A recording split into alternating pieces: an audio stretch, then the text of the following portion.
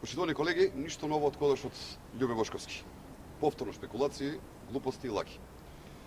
Прво, кога скандал мајсторот и милионерот Љубе збори за безпарица на тутунарите, би било добро јавноста да знае дали Бошковски е спремен да се откаже од неговата скапа и луксузна куќа со базен на водно, од хотелот и куќата во Хрватска или можеби од неговиот ранч во Челапек.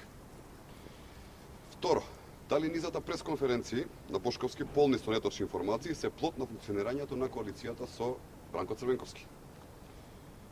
Трето, Бошковски не треба да ги извртува тезите. Оваа влада не е против тутунарите, туку напротив, таа е целосно на нивна страна и работи за надминување на проблемите кои тутунарите ги имаат со откупувачите на тутунот. Четврто, во интерес на вистината, споредбено со владите на шефот на Бошковски Бранко Црвенковски, ВМРО ДПМН одделува далеку повеќе средства за субвенционирање на тутунарите. Во 2003 и 2004 година, кога СДСМ е на власт, висината на субвенциите за тутун изнесуваа 0 денари, односно субвенции за тутунарите воопшто и немаше. Во 2005 година износот на субвенциите само 15 денари. За разлика од оваа влада на ВМРО ДПМН предвиде рекордни 60 денари субвенции за секој килограм тутун.